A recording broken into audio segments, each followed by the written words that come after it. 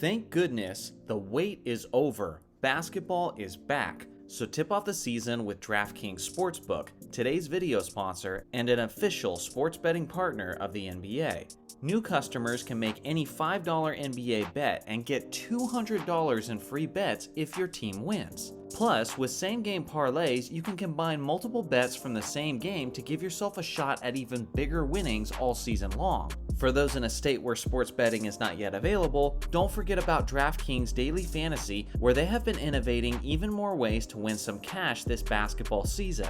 DraftKings has been around for a while, so you know your funds are safe and can be withdrawn whenever, wherever you want.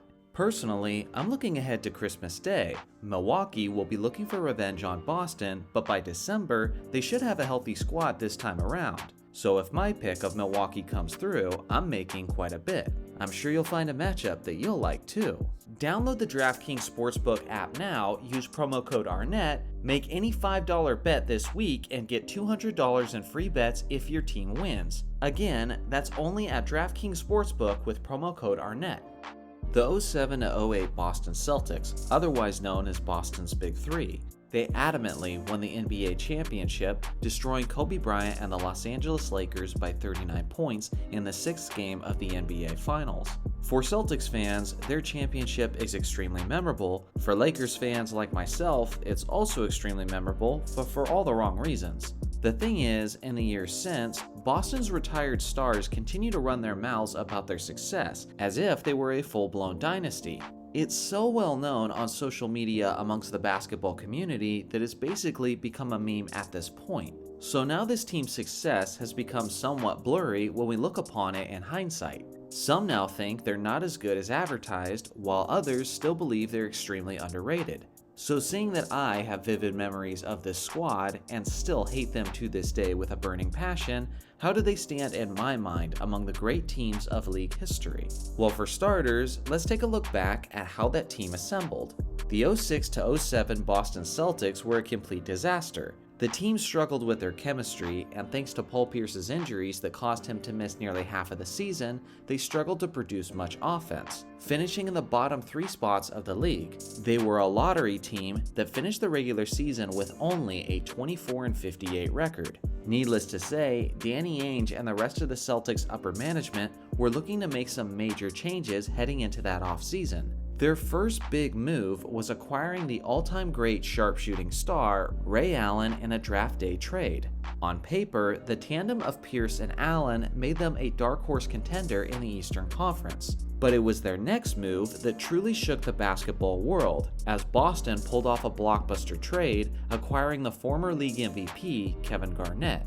The day this trade went down, I remember telling my father that the Celtics were going to win the NBA championship. Defensively, they were the best team Boston had seen in decades, and they were suffocating their opponents on a nightly basis. On the offensive end, they complemented each other's play styles perfectly, and with Garnett leading the team as the emotional leader, a bond was formed between several veterans who were starving for a championship.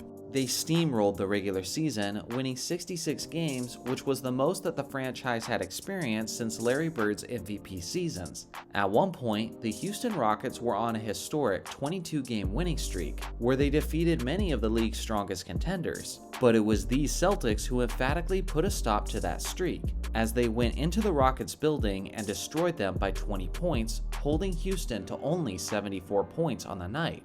The postseason would prove to be tough for Boston, as each of their 4 playoff series went to at least 6 games. But when it was all said and done, they ultimately prevailed as champions, cementing themselves among the great teams of Celtics history.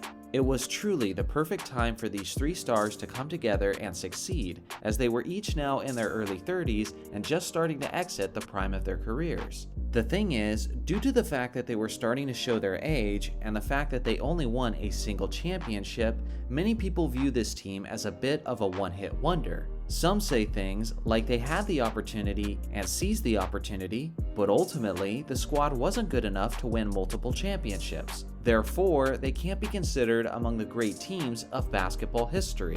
And let me be clear, this is a narrative that I strongly disagree with. I believe this Boston team was on their way to being a dynasty, but unfortunately, they ran into disastrous circumstances that were out of their control. To begin the 08-09 season, Boston looked like they were poised to repeat as champions and were once again crushing the league defensively. Unfortunately for Boston, 2/3 into the regular season, the Celtics' reigning Defensive Player of the Year and arguably their best player, Kevin Garnett, suffered a season-ending knee injury. Without KG available for the playoffs, Boston's championship hopes basically immediately went up in smoke.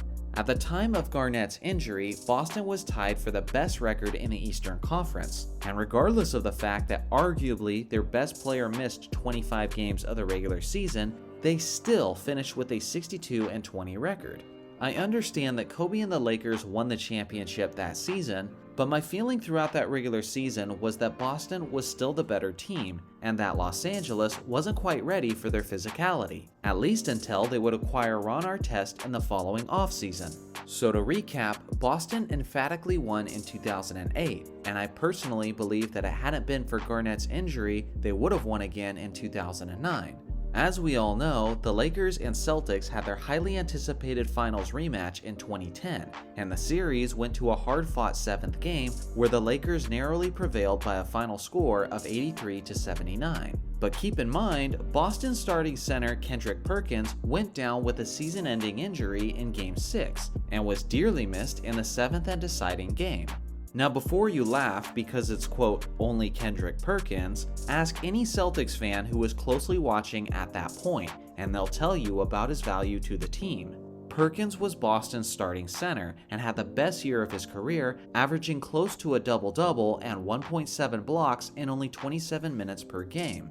Not only that, but in many ways, he was the team's enforcer physically. Perkins was the kind of guy who would make you think twice before you attack the basket, and he had a significant impact on the game in terms of the team's interior defense and rebounding. Now with that in mind, consider how Game 7 played out in the absence of Perkins. Of all games in the series, no game had a bigger deficit in rebounding than in Game 7, and that advantage went to the Lakers. Kobe Bryant had his playoff season high with 15 rebounds, and Pau Gasol put up a monstrous 18 rebounds. Not only did the Lakers destroy the Celtics on the boards, but they also demolished them with the points in the paint, and both of these areas is where Perkins usually had a significant impact. When you consider the fact that this came down to the final few possessions, you realize that a healthy Perkins likely would have been the winning touch for Boston. Now, let's recap again. Boston won in 2008. An injury possibly kept them from winning in 2009, and an injury likely kept them from winning in 2010. This team had a very realistic shot at three-peating in their first few seasons together and becoming a dynasty.